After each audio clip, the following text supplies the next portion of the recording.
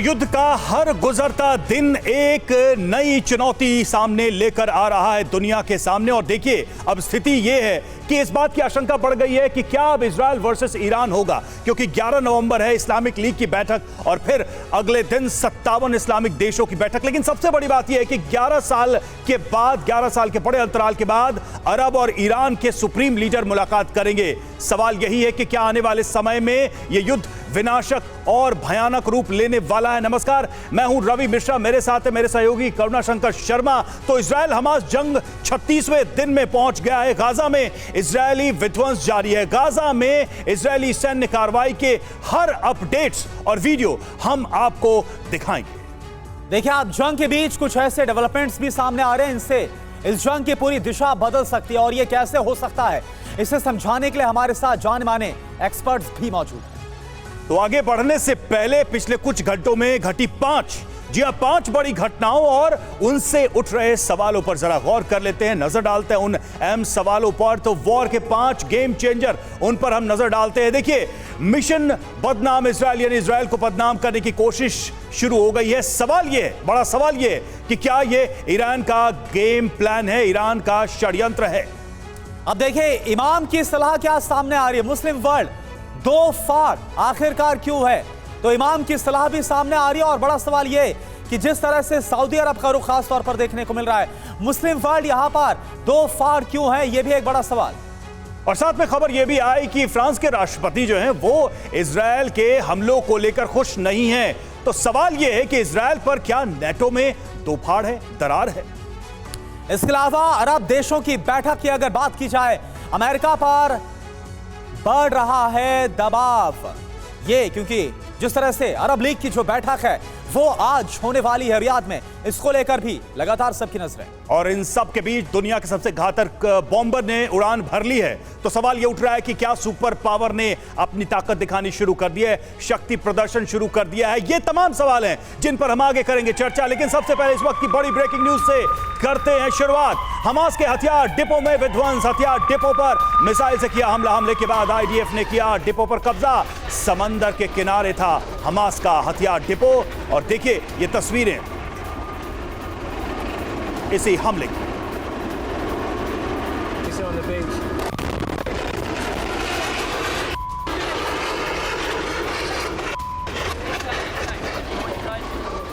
और एक और बड़ी खबर वॉर को लेकर, वॉर के बीच ईरान के सुप्रीम लीडर की सीक्रेट बैठक हुई है।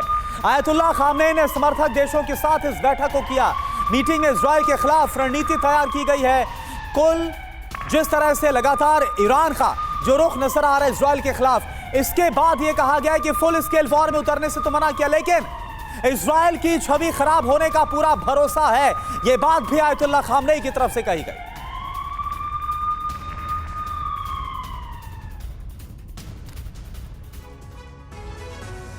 तो चलिए आइए अब देखते हैं कि खामनेई की सीक्रेट मीटिंग में और क्या कुछ हुआ, क्या बड़ी बातें, क्या बड़े तथ्य सामने आ रहे हैं इस मीटिंग को लेकर। तो खामनेई की सीक्रेट वॉर मीटिंग, और मीटिंग में क्या आकलन हुआ। देखिए, नंबर 1, पहली बात, गाजा में हम अपने लोग खो रहे हैं। यह साफ तौर पे माना है खामनेई ने कि अपने लोग मारे जा रहे हैं।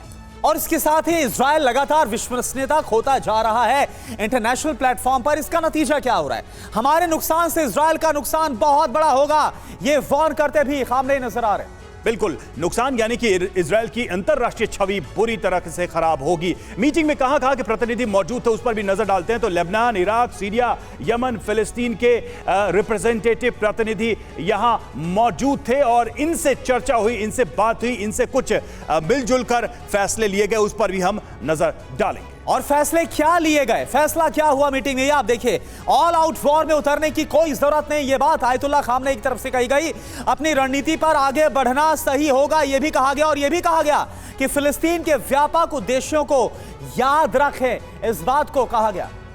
अब बड़ी बात यह है कि जो एक सबसे बड़ा इस वॉर का फैक्टर है हिजबुल्लाह, क्या उसकी मौजूदगी रही इसमें। तो हिजबुल्लाह का एग्जीक्यूटिव काउंसिल हेड भी इस मीटिंग में था, यह बड़ा इंडिकेशन है। खामनेई ने हिजबुल्लाह के रुख को बिल्कुल सही ठहराया। ईरान का फुल सपोर्ट हिजबुल्लाह को इस बैठक में भी देखने को मिल रहा है और इससे साबित होता है कम से कम कि हिजबुल्लाह को पूरा बैकअप है ईरान का। और आइए देखते हैं कि सीक्रेट मीटिंग में ईरान के सुप्रीम लीडर ने 7 सूत्र क्या दिए, यह जानना जरूरी है। पहली बात जो कही गई है, गाजा में नुकसान के बावजूद हालात फिलिस्तीनियों के पक्ष में है, यह आयतुल्लाह खामनेई की तरफ से कहा गया। जी हाँ, बिल्कुल उन फैसलों पर, उन बिंदुओं पर नजर हम डालेंगे। देखिए, मौजूदा हालात आगे फिलिस्तीन की मुहिम को मजबूत करेंगे, यानी कि ये जो वॉर चल रहा है उसको हम आगे भी बढ़ाएंगे। नंबर 3, तीसरा पॉइंट क्या है? तीसरा बिंदु, खुद की करतूतों से इजरायल अपनी विश्वसनीयता खो रहा है। ये बड़ा पॉइंट है और ये बार बार कहा जा रहा है कि अंतर्राष्ट्रीय स्तर पर इजरायल की विश्वसनीयता समाप्त हो रही है उसके एक्शन से। तो बिल्कुल आप देखिए, चौथा पॉइंट क्या है? अंतर्राष्ट्रीय समुदाय काफी लंबे वक्त तक इजरायल का साथ नहीं देगा। जिस तरह से उसकी विश्वसनीयता खत्म हो रही है, हमास के खिलाफ गाजा पर जो बमबारी हो रही है, सीधे वॉर में उतरने की जगह अपनी रणनीति को लेकर आगे बढ़े, यह मैसेज भी आयतुल्लाह खामनेई की तरफ से दिया गया। नंबर 6, छठा बिंदु, गाजा में जो हो रहा है उसे ज्यादा से ज्यादा हाईलाइट करें। नंबर 7, सातवां बिंदु क्या? गाजा में जो हो रहा है उससे दुनिया का ध्यान ना हटे, यह भी कोशिश करना है कि गाजा में जो कुछ भी हो रहा है उस पर पूरी दुनिया में बहस हो, चर्चा हो, दुनिया को दिखे कि आखिर इजरायल किस तरह के हमले कर रहा है। इस पर करेंगे बातचीत। इन तमाम सवालों के पीछे की सच्चाई को समझने का भी प्रयास करेंगे अपने मेहमानों से। हमारे साथ हमारे स्टूडियो में 2 मेहमान जुड़े हुए हैं, खास मेजर जनरल SVP सिंह हमारे साथ रक्षा विशेषज्ञ जुड़े हुए हैं और साथ ही एयर मार्शल राजेश कुमार हमारे साथ जुड़े हुए। सिंह सर, पहला सवाल तो यही, ये ईरान का जो भी इजरायल को लेकर प्लान है, ब्लूप्रिंट है, षड्यंत्र है, आपको लगता है कि भविष्य में ऐसा हो पाएगा? इजरायल की साख इतनी कमजोर हो जाएगी कि दुनिया से उसे इस वॉर में मदद मिलनी बंद हो जाएगी? देखिए रवि, इजरायल की पोजीशन थोड़ी बहुत कॉम्प्रोमाइज़ हुई है, क्योंकि जो ह्यूमैनिटेरियन इफेक्ट पड़ रहा है, उनकी बॉम्बिंग वगैरह के साथ नुकसान हो रहा है, बर्बादी हो रही है सिविलियन पॉपुलेशन की, उसमें नाजुक पोजीशन है। परंतु जो ईरान का रोल है उसने तो इनको भड़काया है। उसने अपनी रेजिस्टेंस मूवमेंट पैदा की सीरिया, लेबनान, यमन, इराक के अंदर। तो इससे उसका क्या है, इराक की जो स्ट्रैटेजी, ईरान की स्ट्रैटेजी हमें समझनी चाहिए। उसकी ये ऑफेंसिव डिफेंस अपनी स्ट्रेटेजिक डेप्थ को बचाने के लिए वो कर रहा है और इसलिए उन्होंने ये आगे बढ़ाया है, हिजबुल्लाह, हमास को इस्तेमाल किया है कि इजरायली यहूदी देश के अंदर हम किसी तरह उनका पूरा नुकसान कर सकें। दूसरा है कि ईरान ने यह भी समझ लिया है, ना ही रूस ना ही चीन उनकी एक्टिव मदद में आएगा, तो इसलिए वो बोल रहा है ऑल आउट वॉर नहीं चाहिए। वैसे ही हिजबुल्लाह के सेक्रेटरी जनरल नसरुल्लाह ने भी ये कुछ दिन पहले बोला था कि हमें लड़ाई में हिस्सा नहीं लेना, और यहाँ तक उसने बोला था कि हमास ने हमें बताया नहीं वो क्या कर रहे हैं, तो अपनी लड़ाई अपने आप लड़ें। पर उसका आज भी एक मैसेज आना है और आगे आप कवर कर ही होंगे कि करेंगे कि जो सऊदी अरेबिया में मीटिंग होनी है उसमें क्या स्ट्रैटेजी पैदा होगी। तो इससे मैं समझता हूँ कि इजराइल को भी अपनी जो स्ट्रैटेजी है उसको लड़ाई के दौरान में ना एक जो होती है मिलिट्री एम और पॉलिटिकल एम्स को फ्लेक्सिबिलिटी यानी कि सर ये बिल्कुल क्लियर किया गया है, चाहे ईरान हो, हिजबुल्लाह हो, इन सब की तरफ से नसरुल्लाह का रुख भी हमने देखा, प्रॉक्सी वॉर छेड़कर रखेंगे, लेकिन डायरेक्ट एंट्री कितनी घातक उनके लिए खुद साबित हो सकती है ये उन्हें पूरा यकीन है। गाजा वॉर पर मुस्लिम वर्ल्ड अब 2 फाड़ हो गए। मक्का के इमाम का बड़ा बयान सामने आया, मुस्लिमों को वॉर से दूर रहने के लिए कहा गया है मक्का के इमाम की तरफ से। गाजा वॉर को बताया है उपद्रव।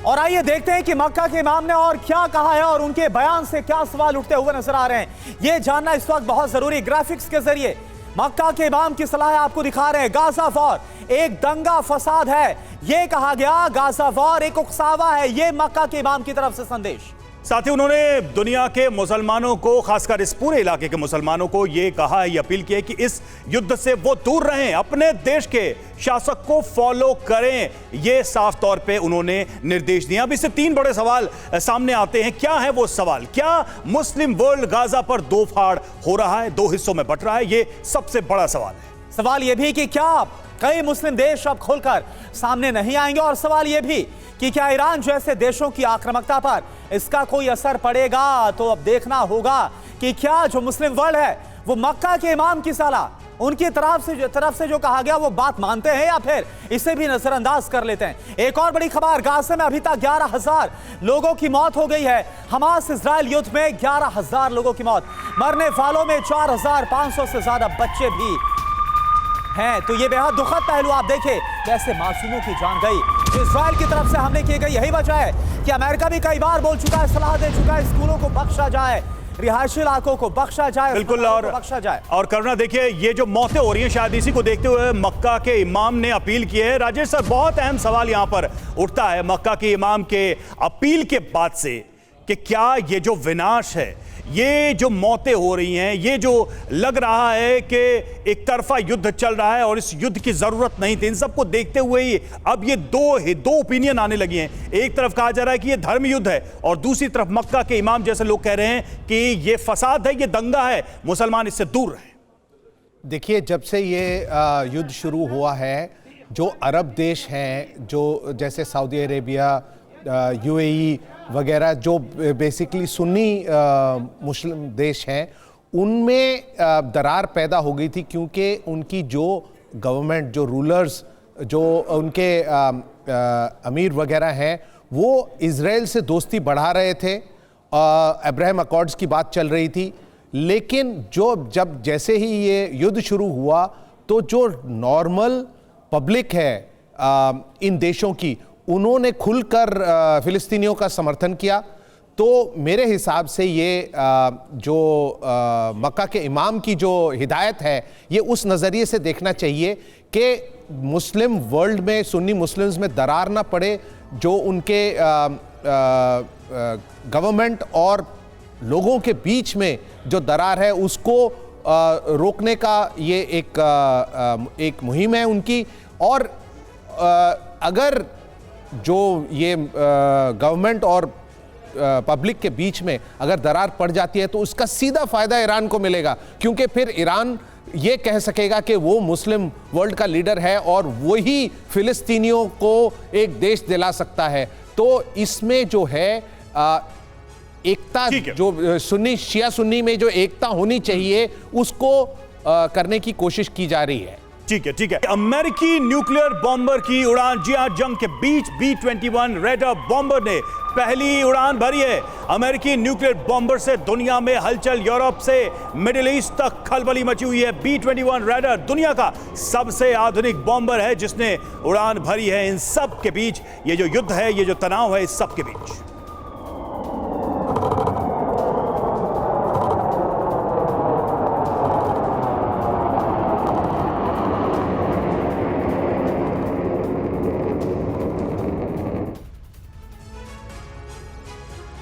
और आइए अब आपको अमेरिका के सबसे नए और शायद सबसे मारक न्यूक्लियर बॉम्बर की खूबियों के बारे में जानकारी देते हैं।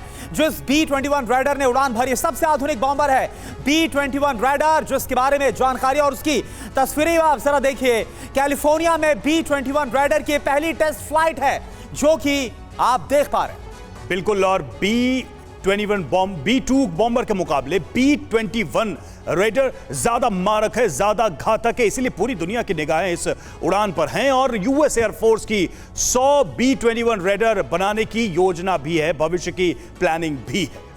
और इसके साथ ही जानकारी, भविष्य के बड़े संघर्ष के हिसाब से इसका निर्माण किया गया है। B-21 रेडर के 2 वेरिएंट्स होंगे, पायलट के साथ और बिना पायलट के भी। इन 2 वेरिएंट्स की जो बात है वो की जा रही है। तो आप जरा देखिए उड़ान।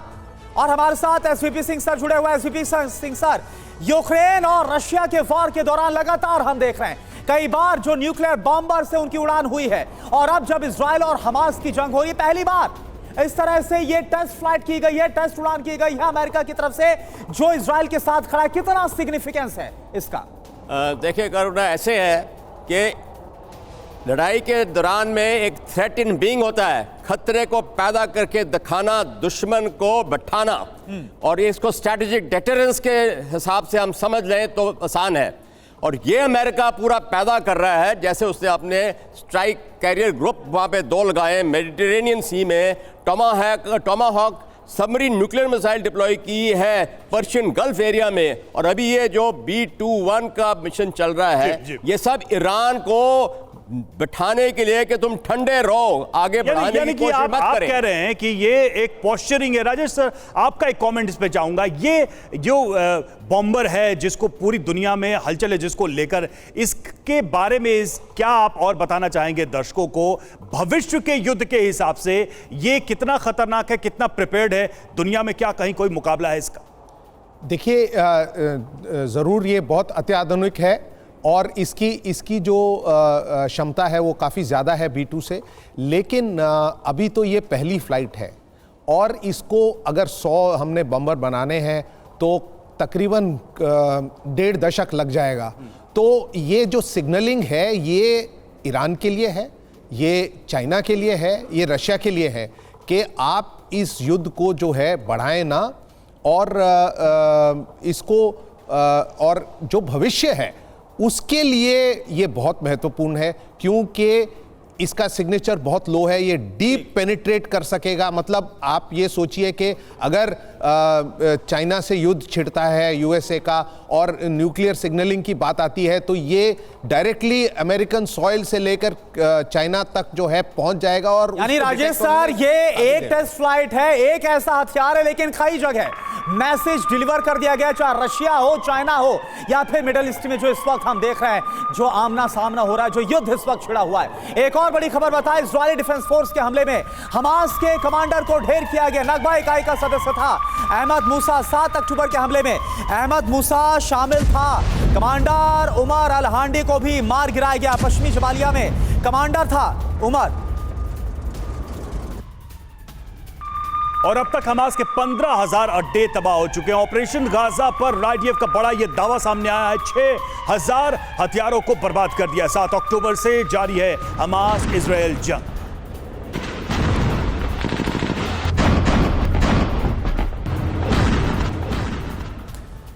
तो गाजा में लगातार हम देख रहे हैं जो इजरायली बमबारी और इसके बाद चारों तरफ तबाही नजर आ रही। कुछ और नए आंकड़े आए हैं सामने। बीते 24 घंटे में क्या हुआ, 7 अक्टूबर के बाद अभी तक कितना विध्वंस मचा है, एक जानकारी इस वक्त आपके सामने। इंफॉर्मेशन वॉल, बिग वॉल का हम रुख कर रहे हैं। तो गाजा में इजरायली विध्वंस लगातार जारी है और क्या इंफॉर्मेशन सामने आ रही है, यह आप जरा देखिए। बिग वॉल में आपके सामने जानकारी। हमास के ठिकानों पर 15,000 हमास के ठिकानों पर अब तक अटैक किया गया। हथियार सीज या नष्ट किए गए हमास के वो है 6,000। बिल्कुल, इतनी बड़ी मात्रा में हथियारों को नष्ट करने और सीज करने का दावा है। हमास के जो हथियार जब्त हुए, जल्दी से हम उन पर नजर डालते हैं। कौन कौन से हथियार है, क्या वेरिएंट है? तो फायर आर्म्स है, रॉकेट है, एंटी टैंक मिसाइल है, एंटी एयरक्राफ्ट मिसाइल है, विस्फोटक डिवाइस है, गोला बारूद है। ये इस तरह के हथियारों की बरामदगी हुई है। साथ ही अब देखिए टारगेट आईडीएफ का करना क्या है आगे। बिल्कुल देखिए टारगेट क्या है इजरायल डिफेंस फोर्स का। जो कमांड सेंटर्स हैं वो टारगेट है, रॉकेट लॉन्चर्स है, हथियार डिपो, टनल्स, दूसरा इंफ्रास्ट्रक्चर। और कल ही हमने आपको दिखाया जो गाजा सिटी में हमास का हेडक्वार्टर, उसको भी तबाह कर दिया गया, उसको भी पूरी तरह से खत्म कर दिया गया है। कुछ और जानकारी, लेकिन जो सबसे सैड पिक्चर है उस पर भी नजर डालना जरूरी है। इस पूरे लड़ाई में और पूरे हमले में मौतें अगर देखें तो 12,000 से ज्यादा लोगों की मौत हो चुकी है। सिविलियंस इसमें ज्यादा हैं जो अब तक का दावा है उसके मुताबिक। और गाजा की ही बात करें, अकेले गाजा की, तो यहां पर 10,600 लोगों की मौत हुई है। गाजा में ज्यादा तबाही हुई है। 1 महीने से कुछ दिन ज्यादा तक चल चुके इस युद्ध में, और इस वजह से ये दुनिया की चिंता है कि जैसे जैसे ये युद्ध आगे बढ़ेगा, तबाही के ये आंकड़े बढ़ते जाएंगे। सिंह सर, इकलौता सवाल यहां पर यही बनता है कि ये तबाही और कितने दिन, और इसकी चाबी किसके हाथ में है आपके हिसाब से, कि अगर वो एक बार चाबी घुमा दे तो ये युद्ध फौरन बंद हो जाए? इस समय चाबी अमेरिका के हाथ में है। अमेरिका को अपना हाथ आगे बढ़ाना है, पर वो डबल गेम खेल रहे हैं। एक साइड में ह्यूमैनिटेरियन एड की 4 घंटे की उन्होंने पॉज के लिए बात की है, हाँ, और दूसरा उनका जो सेक्रेटरी ऑफ स्टेट है ब्लिंकन, वो वेस्ट एशिया में लगातार आई जा रहा है। मैं उसको अंग्रेजी में बोलूंगा, एक हेडलेस चिकन की तरह मूव कर रहा है। उसका इतना स्वागत नहीं हो रहा इन देशों में। लेकिन सिंह सर, ऐसा लग रहा है कि अमेरिका भी तो नहीं मान रहे ना बेंजामिन नेतन्याहू। स्कूलों पर हमला ना किया जाए, अस्पतालों को छोड़ा जाए, ये सब हिदायतें तो दी गई है कि आम लोगों को नुकसान ना पहुंचे, लेकिन इजरायल लगातार बोल रहा है कि नहीं, ये हमले नहीं रुकने वाले। नेतन्याहू का भी ये रोल जो है कि आक्रमण एक रोल जो उसने अपनाया है, अपने आप को बब्बर शेर के ऊपर चढ़ा हुआ महसूस कर रहा है। अगर उतरेगा तो वो बब्बर शेर उसको खा जाएगा। दूसरा है कि नेतन्याहू को ये सब कर रहा है सब कुछ कि उसकी पोजीशन बहुत नाजुक है इजराइल के अंदर और अमेरिका को दबाव डालना है। अगर उसको पूरी एड नहीं मिलेगी इजराइल को, ऑटोमेटिकली लड़ाई हल्की पड़ जाएगी और इससे मैं समझता हूं कि काफ़ी रोल है। दूसरा, मैं कुछ समय पहले बोल रहा था कि सबसे बड़ी चाबी ईरान के पास है, वो मैंने अभी कुछ समय पहले बताया है कि ईरान अभी बैक स्टेप लिया, उसने पिछला कदम उसने पीछे हटाए हैं। तो मैं समझता हूं अमेरिका का बहुत अहम रोल है। और दूसरा देश जो इमर्ज हो रहा है वो सऊदी अरेबिया है, जो कि अभी मीटिंग्स करा रहा है। 3 बहुत बड़ी मीटिंग हो रही है बिल्कुल, और आज और कल जो बैठकें होनी हैं उससे बहुत सारी तस्वीर साफ हो जाएगी कि आखिर मुस्लिम वर्ल्ड इस पूरे वॉर को किस दिशा में आगे ले जाना चाहता है। महिलाओं और बच्चों की हत्या बंद करे इजराइल, ये कौन कह रहा है? ये कह रहे हैं फ्रांस के राष्ट्रपति। फ्रेंच राष्ट्रपति की खुली नसीहत है इजराइल को। बमबारी में नागरिकों की मौत पर उन्होंने चिंता जताई है। एक इंटरव्यू के दौरान मैक्रो ने ये बातें कही हैं। नेतन्याहू का जवाब, मौत के जिम्मेदार हम नहीं है। नेतन्याहू का बड़ा स्टैंड क्लियर है अभी तक इस पूरे मामले में। दुनिया के किसी भी देश के दबाव में वो ऐसा लग रहा है कि नहीं आना चाहते हैं और वो साफ तौर पे कह रहे हैं कि युद्ध की शुरुआत हमने नहीं की। आइए देखते हैं कि फ्रांस के राष्ट्रपति मैक्रो ने क्या क्या कहा है, जिस पर इजरायली पीएम नेतन्याहू ने कैसे लंबा चौड़ा सुनाया है उनको और अपना जवाब दिया है। तो एक तरफ मैक्रो की नसीहत करना क्या है? देखिए, मैक्रो नसीहत दे रहा है नेतन्याहू को कि इजराइल गाजा में बच्चों और महिलाओं की हत्या को बंद करे। बिल्कुल, तो नेतन्याहू जवाब क्या दे रहे हैं उस पर भी गौर करिए। सिविलियंस के नुकसान की जिम्मेदारी हमास की है, ये साफ तौर पे कह रहे हैं। आईएसआईएस की है, इसकी जिम्मेदारी हमारी नहीं है। और साथ ही साथ देखिए, फ्रेंच प्रेसिडेंट की जो सलाह है वो हमने बताई, लेकिन नेतन्याहू का जवाब क्या आ रहा है उस सलाह पर? इसके लिए इजराइल जिम्मेदार नहीं है, ये मैक्रो की तरफ से, फ्रेंच प्रेसिडेंट की तरफ से साफ कहा गया है। बिल्कुल, और देखिए नेतन्याहू साफ तौर पे कह रहे हैं कि हम मजबूरी में वॉर में शामिल हुए, हमारी कोई इच्छा मंशा योजना नहीं थी युद्ध में जाने की, हमें मजबूर किया गया, हमारे पर हमला किया गया। और आगे वो कह रहे हैं कि आतंकी संगठन ने हम पर हमला किया, जिसके बाद हम ये कार्रवाई कर रहे हैं, हम ये एक्शन ले रहे हैं। और देखिए नेक्स्ट पॉइंट क्या है, हमारे सैकड़ों नागरिकों को मार डाला गया, यह बात कही गई नेतन्याहू की तरफ से जवाब में, जो कि इमैनुअल मैक्रो की तरफ से कहा गया, हिदायत दी गई। और क्या बोल रहे हैं नेतन्याहू? हमारे 200 से अधिक नागरिकों को बंधक बना रखा है। बिल्कुल, जो हॉस्टेजेस हैं उनको लेकर तो अभी भी तनाव बना हुआ है, वो कंडीशन तो अभी भी बनी हुई है। हमास, आईएसआईएस आज हमारी धरती पर अपराध कर रहे हैं, ये नेतन्याहू साफ तौर पे कह रहे हैं कि हमास और आईएसआई ही इस युद्ध के लिए अपराधी है। कल पेरिस, न्यूयॉर्क या कहीं और यही अपराध कर सकते हैं। यानी कि एक तरीके से इनडायरेक्टली उन्होंने मैक्रो को ये चेतावनी भी दे दी कि आज हम पर है, कल ये आप पर भी आ सकता है। ये सीधे तौर पर मैक्रो को एक तरीके से वो सलाह भी दे रहे हैं। अब देखिए, अभी इस वक्त और क्या जानकारी है मिशन हमास को लेकर? 5 बड़े सवाल या क्या खड़े होते नजर आ रहे हैं। क्या गाजा में इजरायली कार्रवाई से पश्चिम असहज हो गया? ये एक बहुत बड़ा सवाल है। बिल्कुल, और देखिए जो रिएक्शन आया उसके बाद कई सारे सवाल उठ रहे हैं, रिएक्शन आ रहे हैं। मैक्रो की बात करें तो मैक्रो के बयान से क्या अमेरिका पर भी दबाव बढ़ेगा? क्या यूएस के ऊपर भी प्रेशर बढ़ेगा कि वो इजरायल को नियंत्रित रहने के लिए कहे? और तीसरा सवाल कि क्या इजरायल पश्चिमी सहयोगियों की भी नहीं सुन रहा है? ये तो बहुत ही अहम सवाल है, क्योंकि अगर मैक्रो की बात वो नहीं सुन रहे हैं तो कहीं ना कहीं एक इंप्रेशन जा रहा है जो ईरान की प्लानिंग थी कि दुनिया से समर्थन वापस हो जाए, यानी समर्थन दुनिया वापस कर ले, खींच ले। बिल्कुल, और देखिए चौथा सवाल क्या है, क्या इजरायल नाटो में मतभेद की वजह बन सकता है? यह भी एक बहुत बड़ा सवाल है, क्योंकि अमेरिका किस तरह से लगातार खड़ा हुआ है बेंजामिन नेतन्याहू के साथ, इजरायल के साथ, लेकिन इधर जो मैक्रो है वो कुछ और नसीहत देते हुए नजर आ रहे हैं। और अगला सवाल क्या अमेरिका सभी सहयोगियों को एक साथ पाएगा? तुर्की का रुख हम देख ही पा रहे हैं, तुर्की भी किस तरह से हमास के साथ, फिलिस्तीनियों के साथ खड़ा हुआ है। तो यहां पर बड़ा गंभीर मसला होता हुआ नजर आ रहा है राजेश सर, कि एक तरफ हम देख रहे हैं कि नाटो में भी 2 फाड़ होते हुए नजर आ रहे, मतभेद उठता हुआ नजर आ रहा है, और दूसरी तरफ जो इजरायल है वो अपना 2 टूक बयान दे रहे हैं कि अभी तो हमले नहीं रुकेंगे, भले ही कोई कुछ भी दबाव डाल दे उनके ऊपर।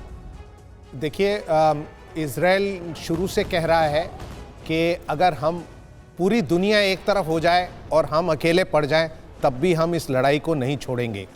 तो ये तो उनका स्टैंस काफ़ी पहले से क्लियर था, लेकिन दबाव उन पे ज़रूर बढ़ रहा है, और दबाव वेस्टर्न डेमोक्रेसीज पे भी पड़ रहा है, क्योंकि अब देखिए यूरोप में काफ़ी मुस्लिम पॉपुलेशन है, तो उनको फ्रांस में स्पेशली काफ़ी प्रेशर पड़ रहा है मैक्रोन के ऊपर, तभी उन्होंने ये बयान दिया है। और कुछ हम रिपोर्ट्स को देखें तो जो भी सोशल मीडिया पे जो प्रतिक्रिया आ रही है, जो भी एडवाइस बाइडेन को दी जा रही है उनके लोगों से, वो भी ये कह रहे हैं कि हम अरब वर्ल्ड से बहुत ही नेगेटिव व्यू हमारा है और हमें इसको कुछ करना चाहिए ताकि हम बैलेंस्ड अपीयर करें, कम से कम बैलेंस नजर आए, संतुलित नजर आए। कल को हम पर यह सवाल ना उठे कि हमने नेतन्याहू को रोकने की कोशिश नहीं की, नेतन्याहू पर हमने सवाल नहीं उठाया। और जिस प्रोटेस्ट की आप बात कर रहे हैं उसकी भी तस्वीरें सामने आ रही हैं। देखिए, गाजा के समर्थन में न्यूयॉर्क में प्रदर्शन,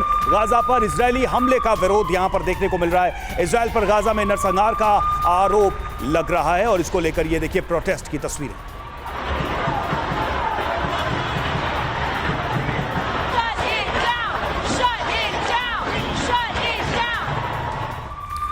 और एक और बड़ी खबर, न्यूयॉर्क में फिलिस्तीनियों का जमकर हंगामा हुआ। प्रदर्शन के दौरान तोड़फोड़ की गई। गाजा पर इजरायली हमले का विरोध किस तरह से न्यूयॉर्क में, अमेरिका में और तेज हो गया है। तोड़फोड़ तक अब की जा रही है। अभी तक कोई मुकदमा हालांकि इस पूरे मामले में हंगामे पर दर्ज नहीं हुआ है।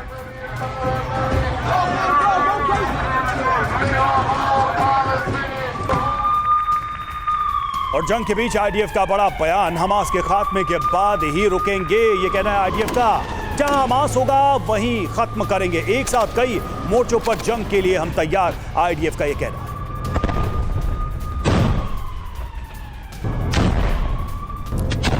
तो आइए अब ये देख लेते हैं कि इजरायली डिफेंस फोर्स यानी कि आईडीएफ के प्रवक्ता ने जो बयान दिया उसमें और क्या कुछ कहा गया है, डैनियल हगारी की तरफ से क्या कहा जा रहा है, यह आपके लिए जानना बहुत ज्यादा जरूरी है। आईडीएफ के प्रवक्ता क्या बोल रहे हैं? दुश्मन हमारा फोकस डाइवर्ट करने की कोशिश में है, लगातार यह कहा जा रहा है। और बीती रात लेबनान और सीरिया में जवाब भी इसका दिया गया है। बिल्कुल। और देखिए, जहां भी इजरायली दुश्मन वहां हमला करेंगे, जहां से भी हमारे दुश्मन हम पर हमला करेंगे हम उसको छोड़ेंगे नहीं, अटैक करेंगे। गाजा में हमास के मजबूत गढ़ पर हमारा नियंत्रण है, यानी जो ब्रेन ऑफ गाजा कहा जाता था, कमांड सेंटर, उस पर भी कंट्रोल आईडीएफ का। और देखिए, बीते 2 हफ्ते की बात की जाए, हालांकि 1 महीने से ज्यादा वक्त हो गया इस युद्ध को, लेकिन बीते 2 हफ्ते में ही गाजा में हमें अभूतपूर्व कामयाबी मिली है। क्योंकि 1 से 1.5 हफ्ते पहले ही जो इजरायली सेना है उसका ग्राउंड इन्वेजन भी शुरू हुआ है। बिल्कुल, हमास जहां भी होगा उसे हम खत्म कर देंगे। हमास को खत्म करने की प्रतिबद्धता बार बार दोहरा रहे हैं। फिलहाल हमारा फोकस पूरी तरह से गाजा पर है, गाजा पर ही फोकस हमारा रखना है। हालांकि अगर दूसरे फ्रंट खुलेंगे उसके लिए भी हम तैयार हैं, आईडीएफ ने साफ कर दिया है। सिंह सर, एक अहम सवाल यहां पर ये, इस पूरे सिचुएशन को देखते हुए, अभी थोड़ी देर पहले हमने बताया कि नेतन्याहू ने फ्रेंच राष्ट्रपति को यह कहा है कि कल को आपके यहां भी हमला हो सकता है। दुनिया भर में जो प्रोटेस्ट हो रहे हैं और जिस तरह का वायलेंस हम देख पा रहे हैं, क्या कहीं नेतन्याहू जिस चीज के लिए आगाह कर रहे हैं पश्चिमी देशों को, उसकी ये इनिशियल पिक्चर तो नहीं है? एक तरफ पॉलिटिकल प्रेशर, दूसरी तरफ सड़कों पर दंगा फसाद। देखिए, प्रोपेगेंडा तो ठीक है, नेतन्याहू एक बड़ा रेडिकल फ्रंट अपना पेश कर रहा है, परंतु जो जूइश कम्युनिटी है, यहूदी कम्युनिटी सारी दुनिया में, यूरोप, अमेरिका में, उनको भी बड़ी वल्नरेबिलिटी हो गई है। उनको खतरा पैदा हो गया कि उनके खिलाफ एक्शन उन देशों में ना पैदा हो जाएं। तो इसलिए मैं समझता हूं कि नेतन्याहू को भी अपना आप को कंट्रोल में रखना है, अमेरिका को भी इसके अंदर कंट्रीब्यूट करना है। और दूसरा, मैक्रोन का जो रोल है ना, वो यूरोपियन यूनियन की एक लीडरशिप के रोल अपनाने के आगे बढ़ रहे हैं और इसलिए उनकी इंडिपेंडेंट स्वतंत्रता पॉलिसी पेश करते हैं। ठीक है, तो एक बड़े पशुपेश में भी जो वेस्टर्न वर्ल्ड है, जो यूरोपियन वर्ल्ड है, वो भी पड़ता हुआ नजर आ रहा है, क्योंकि वहां पर भी लगातार इजरायल के हमलों का विरोध हो रहा है, ये भी हम देख रहे हैं।